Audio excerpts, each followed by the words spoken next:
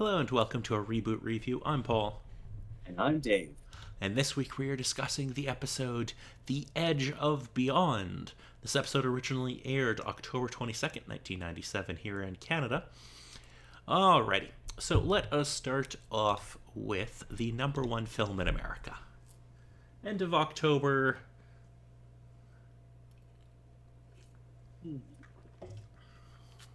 Honestly, I think with how it sits, I wouldn't be surprised if I Know What You Did Last Summer is still sitting up on top. It is still number one. Yeah. Because it's quite a good movie. And if you haven't seen it, go see it because it's fun. Anyway, moving along. Number one song in America. I'm guessing it's still probably Elton John sitting with his tunes. It is still Elton John, Candle in the Wind 1997 slash Something About the Way You Look Tonight. And it's going to be there for a while. Those are going to be there for a while. As you know, it's Elton John. Exactly. Alrighty, so let's go to video games.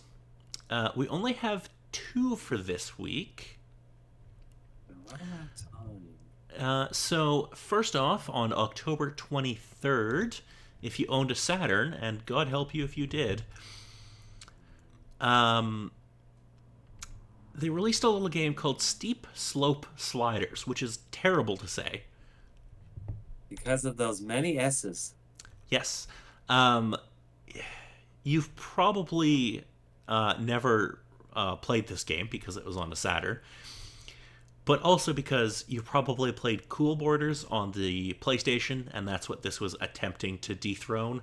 Well, more specifically, probably Cool Borders 2 at this point, but Okay. Because it had a slight ring in my mind, and it's like, wait, was this like this one N64 style snowboarder that wasn't on the N64 but was trying to supposedly be? Because I supposedly heard of it, but nothing that I specifically played. yeah, just from reading kind of a quick description, it sounds like it's trying to be Cool Borders, just the Sega version, and like Cool Borders was better, in my Hmm. opinion. Especially Cool Borders 2 from memory. I remember Cool Borders 2 being really fun. Hmm. Anyway, the other game we have released on October 28th, and it was a PC release, though would later get ported to PlayStation 1. Oh. It was a little game. Now, it depends where you lived as to what it was called. One of those marvelous cases. Yes. So, as far as I can tell, for everywhere but North America, it was called Overboard. In North America, it was called Shipwreckers. It was like a pirate game.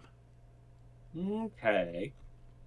Because on some cases, it's completely understandable. I think at the very most, it's kind of like what was out at around that time that would have either had the copyright or the supposed name of Overboard that companies would be like, ooh, if we brought this game over, would have to change the name. Yeah, I don't know. I don't know what would have been the concern there with that. That's interesting. But yeah, it looks like it got like decent reviews. It doesn't seem like it was anything like too terribly special. No, like we're supposedly going into an interesting pirate renaissance with a couple of games that are kind of going on, but yeah, at around that time, it was like it was a thing, but it was still kind of niche-ish. Yeah, because it's a couple of years before we get the first Pirates of the Caribbean movie. So true. That was yeah, like that was like 2001ish. I want to say. Yes, Anyway, sometime around then. Yes, let us move on to the episode. So yes, with the many ship sailings of the things.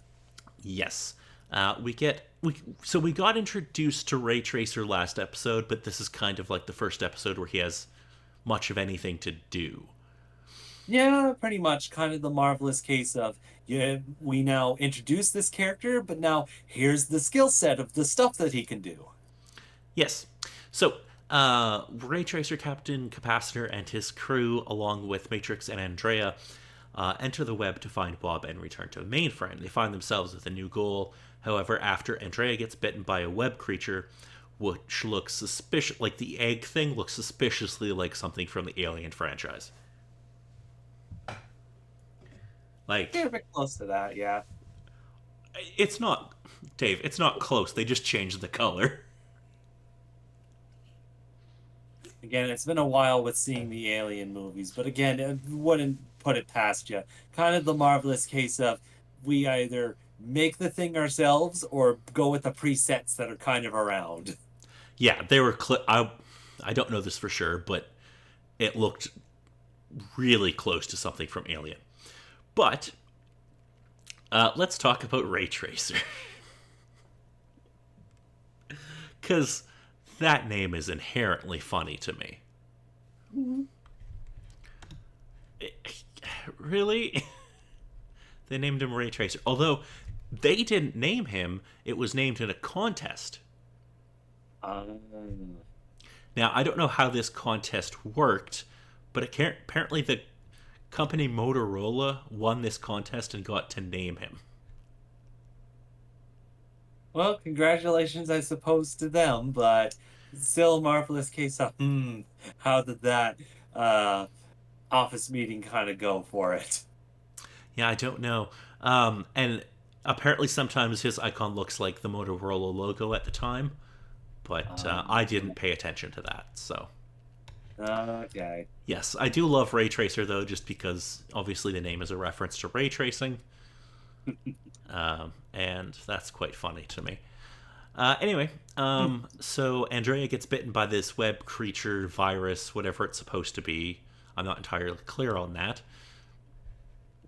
but it's something that's on the internet that is nasty. And Yeah. Yeah. she's like flickering in and out, so it stole like her. I don't. I'm not entirely clear on what happened to her here. Like the specifics are it supposedly stole its energy, but more so that supposedly some of her code quotation marks was also stolen. But eh, it's one of the things that they wanted to incapacitate her and somewhat give a reason, but it's kind of a little bit flimsy without really giving much of an explanation to it. Yeah, so Andrea is bedridden at this point and non responsive, and Matrix and Ray Tracer eventually have to work together in order to try and capture this web creature so that they can somehow use it to save Andrea. Yeah, the marvelous thing of Matrix's first thought, yeah, kill it. It hurt my friend when they need to keep it alive because it supposedly has the thing to help make Andrea better. Yeah, again, how this all works isn't terribly clear, but okay, I'll go with it. It's, at least there's like something resembling a story at this point. Story, little bit of stakes, additional things to either add some interesting things to the characters and or put them into specific situations, such as uh, Matrix driving everyone into a horrible stormy situation, nearly killing the entire ship because he's chasing the monster. Yeah, so Bob almost kills everybody by running into some kind of, I think they call it a data storm or something. Haha, computer references. Yeah, okay. So what did you think of this episode, Dave? On the whole, it's definitely interesting with seeing the more interesting vibe of them going into the web, uh, having the interaction with the different types of creatures and effects that are kind of going on, and sort of seeing Matrix's kind of reaction to certain things, going the hard headed, ridiculously stupid kind of way of trying to get things done. And having the one question of mine is like, sweetie, how did you survive so long with going through all the particular games that you've been through, I'm sure. And as well as sort of transferring more over to Matrix and Ray have to work together despite their attitudes with certain things. But on whole, it all works out until we get to the end of the episode when, oh man, some things are going to go down. Yeah, so why don't you talk about the end of the episode there? Well, once it reaches the end of the episode, we start to get finding the creature again, and near the case of able to capture the creature, uh, figure out the Andrea issue when the turns out that they're not the only things in the web that have more sentience than the typical monster creatures that are there. There seem to be other monster writing web people that are not too keen on them doing what they're doing there. And it looks like there's going to be a throwdown heading into the next episode. Yeah, so we get introduced to what they call web riders, who I'm assuming will be a bigger part of the next probably 2 episodes. But yeah, I thought this was a pretty fun little episode, and it again, it's building to, I'm assuming, some kind of large conclusion in the next like 2 episodes or so. I'm assuming, and I'm making an assumption here, but we have to get Bob back at some point, and I feel like we're Yes, building to that. yes, at some point. But man, with the size of the web and how big it is, who knows where he could possibly be. Yeah, but we're running out of time this season. Like he's been gone almost an entire season at this point. Yeah, like that one particular cameo of his character in the first couple season there was something at the least, but still kind of a case of there's been no Bob. Yeah, so I feel like we have to be building to something in the next couple episodes because we finally made it to the web. We know Bob's, well, we assume Bob's in the web, so I'm assuming Hmm. that they're gonna find him in the next episode or two. Yeah. Alrighty, so if there's nothing else, next time we will be discussing the episode Web Riders on the Storm. Oh man, supposed to throw down as a thingy. I love the title. The crew of the Saucy Mare, which is the best name for a ship ever, encounter web riders, beings living in the web who are not happy with their arrival. The crew must fight them off, and time is running out for Andrea. So hopefully, I'm assuming it's gonna be there's gonna be a big battle, and then we're gonna hopefully progress the story a bit more and start searching for Bob. So Yes, see how things kind of go from there. yes. So until next time, I'm Paul. And I'm Dave.